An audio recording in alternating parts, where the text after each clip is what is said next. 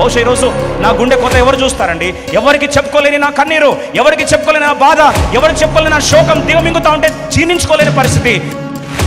ఆరోగ్యం క్షీణిస్తుంది, ఒక్క రాత్రి నిద్ర పట్టట్లేదు. నా గుండె కోత ఎవరు అర్థం చేసుకుంటారని ఈరోజు దిక్కులు పిక్కటి లేదంటూ ఏడుస్తున్నట్లయితే, ప్రియ సోదరి సోదరా, నీ వాక్యం ద్వారా దేవుడితో మాటలను ఆశపడుతున్నాడు. ఈ గాయం తట్టుకోలేకపోతున్నానండి, ఈ వేదనను తట్టుకోలేకపోతున్నానండి, చచ్చిపోవాలనిపిస్తుంది. ఒక్క నిమిషం ఆగు. నీ గుండె కోతను చూసిన, నీ గుండెను తయారు చేసిన ఆ దేవుడు, మనస్సున్న దేవుడు, నీ మనస్సు గురించి ఆలోచిస్తున్న దేవుని గురించి నాకు జ్ఞాపకం చేయాలని ఆశపడుతున్నా. దేవుడు పక్షపాతి కాదు. అన్యాయము జరుగుతూ ఉంటే, గుండె కోత జరుగుతూ ఉంటే దేవుడు చూసి చూడనట్టు ఉన్నాడు అనుకుంటే పొరపాటు. బలహీనుల పక్షమున, అభాగ్యుల పక్షమున, గాయపడ్డ వారి పక్షమున, గాయపడిన దేవునికే తెలుసు ఆ బాధ ఏంటో. బహుశా ఈరోజు నా గుండె కోత ఎవరు చూస్తారండి? ఎవరికి చెప్పుకోలేని నా కన్నీరు, ఎవరికి చెప్పుకోలేని నా బాధ, ఎవరికి చెప్పుకోలేని నా శోకం దిగమింగుతా ఉంటే జీర్ణించుకోలేని పరిస్థితి. ఆరోగ్యం క్షీణిస్తుంది, ఒక్క రాత్రి నిద్ర పట్టట్లేదు. నా గుండె కోత ఎవరు అర్థం చేసుకుంటారని ఈరోజు దిక్కులు పిక్కటి లేదటూ ఏడుస్తున్నట్లయితే, ప్రియ సోదరి సోదరా, ఈ వాక్యం ద్వారా దేవుడితో మాటలను ఆశపడుతున్నాడు. ఆదికాండం 29వ అధ్యాయం 31వ వచనం అందరం కలిసి చదువుకుందాం. లేయా ద్వేషింపబడుట యెహోవా చూచి ఆమె గర్భము తెరచెను, రాహేలు గొడ్రాలై ఉండెను. ఈ మాట గమనించండి. లేయా ద్వేషించబడుట యెహోవా చూచి ఆమె గర్భము తెరచెను. లేయాని ద్వేషిస్తుంది ఎవరు చూస్తున్నారండి? దేవుడు చూస్తున్నాడు. లేయా గుండె కోతను ఎవరు చూస్తున్నారు? దేవుడు చూస్తున్నాడు. ప్రియ సోదరి సోదరు, ఈరోజు బాధపడుతున్న దేవుని మందిరికి వచ్చావేమో. ఈ గాయం తట్టుకోలేకపోతున్నానండి, ఈ వేదనను తట్టుకోలేకపోతున్నానండి, చచ్చిపోవాలనిపిస్తుంది.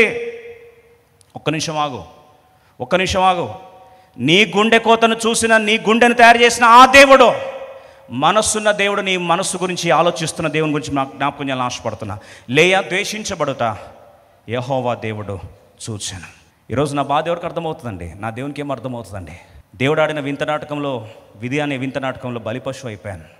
నా బ్రతికితే ఏంది, చచ్చిపోతే ఏంటి? ప్రేమకు లోచుకునే జీవితం. బాధపడుతున్నావా? నేను తయారు చేసిన దేవుడు, ప్రేమాస్వరూపమైన దేవుడు, బేషరతుగా ప్రేమిస్తున్న దేవుడు, శాశ్వత ప్రేమతో ప్రేమిస్తున్న దేవుడు ఈరోజు ప్రభు జ్ఞాపకం చేస్తున్నాడు. నీ గుండె కోత, నీ గాయాన్ని నేను చూశాను. I have seen your pain. చూసిన వెంటనే జవాబు వచ్చిందట. వెంటనే దేవుడు తాకాడు. ద్వేషించబడుతున్న లేయా గర్భవతి అయింది. ప్రేమించబడుతున్న రాహేలు గొడ్రాలైంది. దేవుడు పక్షపాతి కాదు. అన్యాయము జరుగుతూ ఉంటే, గుండె కోత జరుగుతూ ఉంటే దేవుడు చూసి చూడనట్టు ఉన్నాడు అనుకుంటే పొరపాటు. బలహీనుల పక్షమున, అభాగ్యుల పక్షమున, గాయపడ్డ వారి పక్షమున, గాయపడిన దేవునికే తెలుసు ఆ బాధ ఏంటో. అందుకొరకు పాట రాయడానికి దేవుడు కృపనిచ్చాడు. మనసున్న వేదన ఉప్పెనై రేగన, గాయమును మానుపోమా గాయపడిన యేసయ్య. గాయం పడ్డోడికే తెలుస్తుంది ఆ గాయం ఎంత వేదనకరమైందో. God knows your pain. I want encourage, I want to comfort you. Don't lose your hope. బాధపడకు. ఈరోజు ఇప్పుడు గర్భవతి అయింది, కుమారుడు పుట్టాడని వార్త వచ్చింది. ఇంకా మనసులో అనుకుంది, అమ్మాయ్యా ఇప్పుడు నాకు ఎవరు పుట్టారు? ఆదికాండం 29వ అధ్యాయం 32వ వచనం అందరం కలిసి చదువుదాం. లేయా గర్భవతి అయి కుమారుని కని, యెహోవా నా శ్రమను చూచి ఉన్నాడు గనుక నా పెనిమిటి నన్ను ప్రేమించును కదా అనుకొని అతనికి రూబేన్ అని పేరు పెట్టింది. దేవుడు నా బాధ చూశాడు, దేవుడు నా ఆవేదన చూశాడు, నేను పడుతున్న ఈ గుండె గాయాన్ని చూశాడు. ఇక్కడ దాకా బాగుంది. దేవుని గురించి కరెక్టే అవగాహన ఉంది. కానీ ఈమె మనసంతా ఎవరితో నింపబడింది? నెక్స్ట్ లైన్ చదవండి. గనుక నా పెనిమిటి నన్ను ప్రేమించును కదా అని అనుకొని అతనికి ఏం చేస్తండి? రూబేన్ అని పేరు. రూబేన్ అంటే I got a son, God saw me. దేవుడు చూశాడు అని చెప్తే బాగుండు. దేవుడు చూశాడు కానీ అల్టిమేట్ కంక్లూజన్ ఏం కావాలా? మనసు ఎవరి మీద పెట్టుకుంది? యాకోబు ప్రేమ మీద పెట్టుకుంది. భర్త మీద ప్రపంచమంతా భర్త చుట్టే తిరుగుతుంది, ప్రపంచమంతా భర్త ప్రేమ కొరకు వెంపర్లాడుతుంది. ఇప్పుడు అంటది, నా పెనిమిటి నన్ను ప్రేమించును కదా. I think now this is time my husband will love మీ. అంటే మనసంతా ఎవరి ప్రేమని ఆశిస్తుంది? భర్త ప్రేమను ఆశిస్తుంది. కానీ అంటది, నా దేవుడు నన్ను ఏం చేశాడు? చూచాడు. ఇప్పుడు ప్రశ్న, భర్త నిజంగా ప్రేమించాడా? మారలేదండి. పిచ్చ క్లారిటీ ఎవరికి? యాకోబుకి. నువ్వు ఏమన్నా చేయి, నువ్వు రూబేనను ఏపేనను ఏమన్నా నా మనసు మాత్రం ఎవరితో ఉంది? రాహేల్తోనే ఉందని క్లారిటీతో చెప్పేశాను. గుండె వల్ల ఫర్దర్ ఏమైంది? పగిలిపోయింది. ఇప్పుడు తిరిగి దేవుడు తిరిగి కుమారుని ఇచ్చాడు. చూడండి, దేవుడు ఒక్కొక్క కుమారుని ఇస్తా ఉన్నప్పుడు దేవుని ఉద్దేశం ఏంటి, ఏ స్థాయికి రావాలని దేవుడు ఆశపడుతున్నాడు. చూడండి, సీక్వెన్స్ చాలా బ్యూటిఫుల్గా ఉంటుంది. 29వ అధ్యాయం 33వ వచనం. ఆమె మరలా గర్భవతి కుమారుని కని నేను ద్వేషించబడితినన్న సంగతి యెహోవా విన్నాడు. ఒక నిమిషం. ఇంతకుముందు యెహోవా చూచాడు, ఇప్పుడు విన్నాడు. అబ్బా, ఏం ప్రత్యక్షత కదా. ఇప్పుడు దాని తర్వాత స్టేట్మెంట్ ఇంపార్టెంట్. యెహోవా విన్నాడు గనుక ఇతని కూడా నాకు దయచేసి అనుకొని అతనికి షిమ్యోన్ అని పేరు. దేవుడు నా ప్రార్థన విన్నాడు. ఏం ప్రార్థన విన్నాడు? నేను ద్వేషించబడుతున్నాను, నా భర్త ప్రేమ కొరకు కొట్టుకుంటున్నాను. ఇప్పుడు నా ప్రార్థన విన్నాడంటే ఇప్పుడు ఏం ఎక్స్పెక్ట్ చేసింది? భర్త తిరిగి ప్రేమిస్తాను ఎక్స్పెక్ట్ చేసింది. మనస్సు మారలేదు. యాకోబు మనస్సు మారలేదు. She felt God saw, my Lord saw that I was hated. God heard, God saw. ఒక మాటలో God saw Reuben, God heard Simeon. విన్నాడు, నా దేవుడు వినే దేవుడు. కానీ భర్త మనసు మాత్రం ఇంకా మారలే. తిరిగి దేవుడు ఇంకో కుమారుని ఇచ్చాడు. 34వ వచనం. ఆమె మరలా గర్భవతి కుమారుని కని, అందరం కలిసి చదువుదాం. తుదకు ఈసారి నా పెనిమిటి నాతో హత్తుకొని ఉండును. My husband will be attached to me. ప్రేమ అంటే ఏంది? అటాచ్మెంట్ అంటే ఏంది? ఏదో ఒకటి చెప్పండి బ్రదర్ అంటారా? ఏదైతే మాకెందుకు అంటారా? ప్రేమ అయితే ఏంది, అటాచ్మెంట్ అయితే ఏంది? బాగా వినండి. ప్రేమ లేకపోయినా అటాచ్మెంట్ ఉండొచ్చు. ఇప్పుడు ఆమె ఏ స్టేజ్కి వచ్చిందంటే నాకు ప్రేమ లేకపోయినా పర్లేదు, ఇంకా మనసు ఎప్పుడో ఎవరి దగ్గర ఉంది? రాహేల్ దగ్గర ఉంది. పోనీ, కానీ రాహేల్కి పిల్లలు లేరు కదా, నా దగ్గర ఉన్నారు, పిల్లలు ఉన్నారు. కాబట్టి పిల్లల మీద పెట్టుకున్న ప్రేమ కొరకన్నా ఇప్పుడు నాతో ఏమవుతాడు? అటాచ్ అవుతాడు. కొన్నిసార్లు భార్య భర్తలు విడిపోదాం అనుకుంటారు, కానీ వెంటనే ఒక తలంపు వస్తుంది. ఇప్పుడు మరి ఈ కొడుకు పరిస్థితి ఏంటి, కూతురు పరిస్థితి ఏంటి? భర్తకేమో మనసు కొట్టుకుంటూ ఉంటుంది. ఎవరంటే? పిల్లలంటే. వాళ్ళని చూడ్డానికి కొరకని తగ్గించుకొని, సరే అమ్మ ఏదో ఒకటి నీ దేగుతాలే అంటాడు. కానీ యాక్చువల్గా ప్రేమ లేదు, కానీ ఏముంది? అటాచ్మెంట్ ఉంది. ఎవరి మీద అటాచ్మెంట్ ఉంది? పిల్లల మీద అటాచ్మెంట్. ఇప్పుడు ఏమనుకుంది, నాకు ప్రేమ లేకపోయినా పర్లేదు, అటాచ్మెంట్ ఉంటే చాలు. అటాచ్మెంట్ అంటే నేను లేకపోతే బతకలేడు, నా పిల్లలు లేకపోతే బతకలేడు, అదన్నీ ఉంటే చాలు అనుకుంది. He will be attach to me. Levi అంటే అటాచ్మెంట్. లేవి అంటే అటాచ్మెంట్. నెక్స్ట్ టైం ఇదన్నీ కోడ్ లాంగ్వేజ్ పెట్టుకోండి. సిమియన్ అంటే, రూబేన్ అంటే చూచాడు, నా దేవుడు చూచాడు. సిమియన్ అంటే నా దేవుడు విన్నాడు. లేవి అంటే అటాచ్మెంట్. ఇప్పుడు అనుకుంది దేవుడు అటాచ్ చేసి ఇక హత్తుకుంటాడు, ఇప్పుడు నా భర్త నన్ను హత్తుకుంటాడని అనుకుంటే విషాదం ఏంటంటే ఆ భర్త మనసు ఇంకా మారలే, కనీసం అటాచ్మెంట్ కూడా లేదు. లేయా అన్న, లేయా కొడుకు లేవి అన్న అటాచ్మెంట్ కూడా లేదు. ఎవరికండి? యాకోబుకి. ప్రియ సోదరి సోదరా, ఈరోజు లేయా వలే ఒక వ్యక్తిని నువ్వు ప్రపంచం చేసుకున్నావా? Do you make your happiness around a person, a husband or a wife or a mother or a father? వాళ్ళలోనే నీ సంతోషం వెతుకున్నావు, వాళ్ళలోనే నీ ఆనందం వెతుకున్నావు, వాళ్ళ ప్రేమలోనే నీ ప్రపంచాన్ని వెతుకున్నావు. ఆ ప్రేమ కొరకే కొట్టుకుంటున్నావా? ఈరోజు ప్రభు నీతో మాట్లాడుతున్నాడు. I don't know to whom I'm speaking. ఎవరితో మాట్లాడుతున్నాడో దేవుడు తెలియదు. ఆ ప్రేమ వచ్చేదాకా ఆశతో బతుకుతా అని చెప్పి, అలాగే ఈ యొక్క లేయ తన జీవితం అంతా కూడా దేవుడు ఇప్పుడన్నా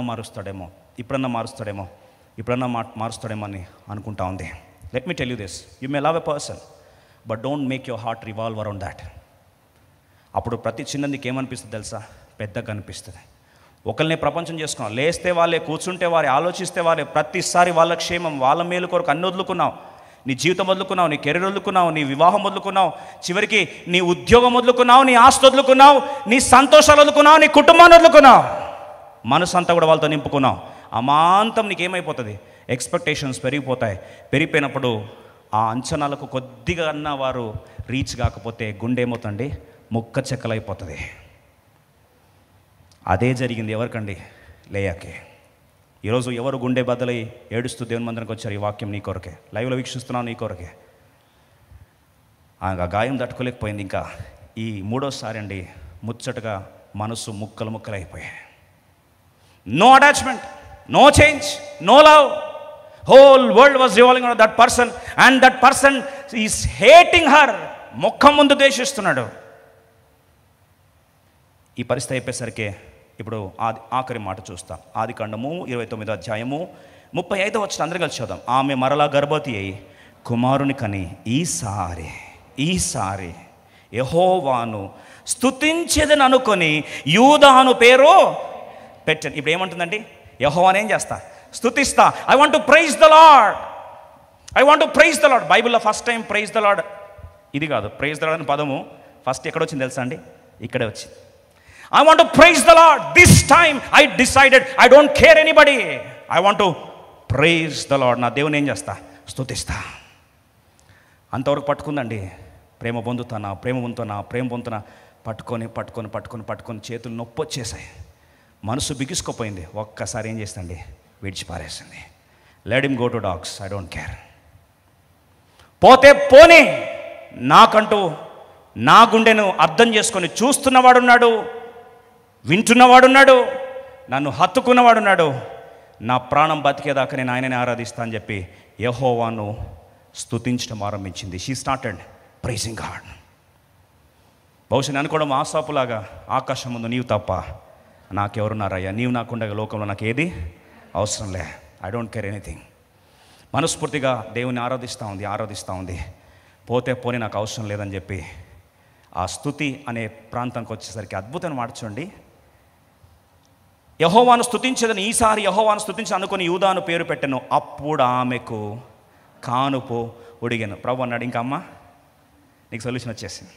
ఇక నువ్వు నవమాసాలు మోసుకుంటా, ఏడ్చుకుంటా, బాధపడుకుంటా ఇంకా కొత్త రెవల్యూషన్ నీకేమి అక్కర్లే. You don't need any more revolution than this. What is the revolution? Praise, స్తుతి తప్ప ఇక నీకు ఏది అవసరం లేదమ్మా, Leah. Let it go to dogs అని చెప్పి పడేసింది. బహుశా తర్వాత విడిచిపెట్టేస్తే మీరు అనుకోవచ్చు, విడిచిపెట్టేస్తే పోతారు కదా అని. ఓ మాట చెప్తా, యోహాను భక్తుడు చాలా స్పష్టంగా రాశాడు. దేవుని ప్రణాళికలో వారు నీ కొరకు ఏర్పరచబడి ఉంటే, వారు స్పష్టంగా యోహాను భక్తుడు అంటే వారు మనవారైతే ఖచ్చితంగా తిరిగి ఏం చేస్తారు? మన దగ్గరకు వస్తారు. నువ్వు భయపడాల్సిన అవసరం లే, ఇన్సెక్యూర్లో బతకాల్సిన అవసరం లే. దేవుడు నీ కొరకు ఏర్పాటు చేశాడా? యాకోబును దేవుడు ఎవరి కొరకు ఏర్పాటు చేశాడు? లేయా కొరక, రాహేల్ కొరక? ఇప్పుడు చెప్పండి. లేయా కొరకు ఏర్పాటు చేశాడు. కానీ యాకోబు ఎవరి కొరకు ఏర్పాటు చేసుకున్నాడు? రాహేల్ కొరకు ఏర్పాటు చేసుకున్నాడు. దేవుడు జడ్జిమెంట్ స్టార్ట్ అయింది. న్యూస్ వచ్చిందట అకస్మాత్తుగా, నీ ప్రియమైన రాహేలు బెత్లెహేము పురములో వికెట్ ఎగిరెను. శోకసంద్రంలో మునిగిపోయిన యాకోబు, గుండె బద్దలైన యాకోబు హెడ్లైన్స్లో వచ్చింది. సమాజ్ చేశారు, అయిపోయింది. ఆ తర్వాత కొన్ని రోజులు కాలం గిరున తిరిగింది. ఇప్పుడు ఓరు లేయమ్మా అంటే ఏడలేయమ్మా, ఏపా నీ సౌను జావుపోనే స్థాయికి వచ్చేసింది. బహుశా you are a loser, you lost me. బహుశా లే అంటుంది ఏమేమని, నన్ను వదులుకున్నావు, నష్టపోయింది ఎవరు? నువ్వే. నీ కంగ్రాచులేట్ చెప్తున్నా, నష్టపోయింది. I'm pitying you. నీ మీద జాలి పడుతున్నా యాకోబా, నువ్వు ఎవరిని కోల్పోయినావు? స్వచ్ఛంగా ప్రేమించే లేయని కోల్పోయినా. I pity your life. అదే మాట చెప్తూ లేయ ఏమైందండి? చనిపోయింది. యాకోబు PM పదవిలో కూర్చున్న కొడుకుకి తండ్రి అయ్యాడు, కూర్చున్నాడు. ఒకరోజు కాలం వస్తుంది, అర్థమైంది, చచ్చిపోతాను అర్థమైంది. యోసేపా అన్నాడు. చెప్పు నాయనా అన్నాడు. పోయే టైం వచ్చింది అని. ఎక్కడ పోతావు నాయనా? ఐగుప్తులో సమాధి చేస్తే నాయన మస్తు ఇక్కడ ఏముంటాయి? పిరమిడ్స్ ఉంటాయి. అబ్బో, వన్ ఆఫ్ ద వండర్స్ అవుతుంది. నీ సమాధి చూడడానికి కొరకు వేల మంది లక్షల మంది హైదరాబాద్ నుంచి వస్తారని అన్నాడు. నాకు హైదరాబాద్ వద్దు, 7 అద్భుతాలు వద్దు, లేయనే ముద్దు అన్నాడు. అదేంటి నాన్న, నీకు ముద్దు మా అమ్మ కదా? పోయిందిరా, బెత్లెహేములోనే పోయింది. అరే మరి ఎక్కడ సమాధి చేయాలి నాయన అంటే, మక్పేలా గృహములో అక్కడ కేర్ ఆఫ్ అడ్రస్ దేవుడు తీసుకొచ్చాడు. ఎవరిని పెట్టాడు అక్కడ? నా భార్య అయిన లేయాను అచ్చటనే పాతి పెట్టిరి, నన్ను కూడా తీసుకెళ్ళి అక్కడ పక్కనే పాతి పెట్టము. అదేంది నాయన, జీవితం అంతా నేను ప్రేమించనన్నావు కదా అంటే, నాకు దేవుడు రాసిన ఏర్పరిచిన ఆ ఏర్పాట్లో నా శేష జీవితము ఎక్కడ బతుకుతాను? ఆ డెడ్ బాడీ పక్కనే నన్ను తీసుకెళ్ళి సమాజం. నాయన బెత్లెహేములో వద్దా అంటే, ఎట్లా కనిపిస్తున్నారా నీకు? మక్పేలా గుహం మా అయ్యేల నుంచి వస్తుంది. ఎవరి నుంచి? అబ్రహాము నుంచి, మా తాతల ముత్తాతల నుంచి. అది పుణ్యక్షేత్రం రా మక్పేల గృహము, తీసుకెళ్ళి బెత్తంలో పడేస్తావా, తీసుకెళ్ళి లేయా పక్కన పెట్టాను. షాక్ అయిపోయారు. ఓహో, నాయన మనసు ఎవరు కొట్టుకుంటుంది, ఎవరు కొట్టుకుంటుంది? లేయా కొరకా? ఒక మాట చెప్తాను, స్టాప్ క్రైయింగ్. దేవుని ప్రణాళికలు ఉన్నారా? Just let them go, they will come back to you. లేరా రాహేల్ పరిస్థితి అవుతుంది, అడ్డగోలుగా మధ్యలో చెప్పరేంటి, బెత్లెహేము నడి వీధిలో బంధము కట్ అయింది, అటు ఇటు కాకుండా అయింది. ఇప్పుడు మనసులో అంటుంది, నాకేం కంప్లైంట్స్ వద్దు, నాకేం బాధలు వద్దు, నా కొడుకు ఏం పేరు పెట్టాను, యూదా అని పెట్టాను. చూడండి, ఇప్పుడు తాళం, స్తుతి తాళం పెట్టింది. బాగా వినండి, స్తుతి కీస్ పెట్టిన వెంటనే బాగా వినండి, కీస్ పెడితే డోర్ ఏమి ఓపెన్ అయింది? బాగా వినండి, స్తుతి కీస్ పెట్టింది, డోర్ ఏమి ఓపెన్ అయింది తెలుసా? కృపా ద్వారం ఓపెన్ అయింది. ఏం ద్వారము? కృపా సత్య సంపూర్ణుడు ఎవరండి? యేసుప్రభువారు. ఫుల్ ఆఫ్ గ్రేస్ ఎవరు? యేసుప్రభువారు. కృపకు ఇప్పుడు ఎప్పుడైతే స్తుతిని తాళపు చెవిగా పెట్టిందో, ఇప్పుడు ఆ యూదా గోత్రపు కొదమ సింహముగా ఎవరు వచ్చారు? యేసుక్రీస్తు ప్రభువారు వచ్చారు. స్తుతి గోత్రపు రాజు యేసుక్రీస్తు ప్రభువారు, కృపా సత్య సంపూర్ణుడు, కృపా పరిపూర్ణుడు. ఎప్పుడైతే లోకానికి పరిచయం చేయబడ్డాడో, ఒక మాట చెప్తాను, ఆమె స్తుతి ఆమె స్థితినే కాదు, ప్రపంచ స్థితిని ఏం చేసింది? మార్చేసింది. That powerful is prize. ఆమె స్తుతి కృపా ద్వారాలను తెచ్చింది. ఇది సరిపోతున్నట్లు ఏం యుద్ధం జరిగినా సరే, అసలు యుద్ధం జరిగితే ఫస్ట్ ఎవరిని పంపాలి ప్రభువా అని ప్రేయర్ చేసే అలవాటు ఇశ్రాయేల్ ప్రజలకు ఉంది. అయితే యెహోషువ చనిపోయాడు. యెహోషువ చనిపోయేసరికి ఇప్పుడు కనానీయులు యుద్ధం చేయడం ఆరంభించారు. వీళ్ళ మహారాజు చనిపోయాడు, వీళ్ళ పవర్ఫుల్ లీడర్ చనిపోయాడు, ఇక విరుచుకుపడదామని చెప్పి ఎప్పుడైతే యుద్ధం చేద్దామని కనానీయులు సిద్ధపడ్డారో, న్యాయాధిపతులు జడ్జెస్ చాప్టర్ 1:1 న్యాయాధిపతులు 1:1 వెంటనే వారు ప్లాన్ చేస్తున్నారు, ప్రభువా ఇప్పుడు యుద్ధం స్టార్ట్ అయింది, యెహోషువ మా నాయకుడు చచ్చిపోయాడు, ఇప్పుడు వాళ్ళు కనానీయులు మా మీద పడుతున్నారు ప్రభువా, ఎవరు ముందెళ్తే మంచిది, ఎవరిని పంపమంటావు ప్రభువా, ఎవరిని పంపమంటావు ప్రభు అంటే లాజిక్ ప్రకారం రూబెన్ వెళ్ళాలి, లేకపోతే రెండవది సిమ్యోన్ వెళ్ళాలి, లేకపోతే మూడోది లేవి వెళ్ళాలి. ఇప్పుడు రూట్లో వచ్చింది. ప్రభు అన్నారు, ఫస్ట్ పంపించాల్సిన ఆయుధం ఒకే ఒకటి. అందరం కలిసి చదువుదాం. న్యాయాధిపతులు 1:1-2 యెహోషువ మృతి నొంది తర్వాత ఇశ్రాయేలీయులకు కనానీయులతో యుద్ధము చేయుటకు తమలో ఎవరు ముందుగా వారి మీదికి పోవలసినదని యెహోవా తెలియజేయనట్లు ప్రార్థన. అందరూ కలిసి ప్రార్థన చేస్తున్నారు, ప్రభా whom shall we send, who would be the first pioneer to fight a battle for us? మా పక్షం యుద్ధం చేసి గెలుపుని తీసుకొచ్చే యుద్ధ శూరుడు ఎవరు, మా నాయకుడు ఎవరు, మా రాజు ఎవరు, మేము ఎవరిని నమ్ముకొని పంపించాలి? ప్రభువున 2వ వచనం, యెహోవా ఆ దేశమును యూదా వంశస్థులకిచ్చి ఉన్నాను, వారు పోవాలని సెలవిచ్చింది. Let the tribe of Judah go head. యూదా వెళ్ళాలా? యూదా వెళ్ళాలంటే యూదా పక్కన యూదా అర్థం ఏంటి? గట్టి చెప్పండి. స్తుతి. ఎవరు ముందు పంపించాలి యుద్ధం గెలవడానికంటే? ఎవరిని పంపించాలి? స్తుతిని పంపించాలి. యూదా అనకండి, ఇంకా నెక్స్ట్ స్తుతిని పంపించాలి. ప్రభువా కనానీలో గెలవడానికి ఎవరిని పంపించాలి? ముందు సవాలు మా ముందున్న ఈ సవాలు ఎదుర్కోవడానికి ఎవరిని ముందు పంపాలి? ప్రభు ఆర్థిక ఇబ్బందులు ఉన్నాయి, ఎలా ఎదుర్కోవాలి? మా ముందు మోహరించలేనంత పెద్ద కొండలు అడ్డంగా నిల్చున్నాయి, యుద్ధం చేయాలని మేము, మా పరిస్థితి అలవాటు మాకు తప్పింది, ఒంటరితనంతో బాధపడుతున్నాం, కృంగిపోయి ఉన్నామయ్యా, మరి యుద్ధం చేయడానికి ఎవరిని ముందు పంపాలి? అనారోగ్యంతో బాధపడుతున్నామయ్యా, మరి ఈ సమస్య మీద విజయం మాకు కావాలి, ఎవరిని ముందు పంపాలి? అంతే. ఎక్కడ చూసినా స్తుతి స్తుతి స్తుతి స్తుతి. లేయా పరలోకం చూస్తే ఏమనుకుంటచ్చు తెలుసా? అమ్మా ఇంత పెద్ద ఆయుధం అని నాకు ఫస్ట్ కానుపు అప్పుడే తెలిసి ఉంటే బాగుండు. సిమ్యోన్, రూబెన్, లేవి ఇన్ని పేర్లు పెట్టుకొని కష్టపడేది కాదు కదా, డైరెక్ట్గానే స్తుతితోనే ఆరంభించి యుద్ధాలని గెలిచి పారేసేది.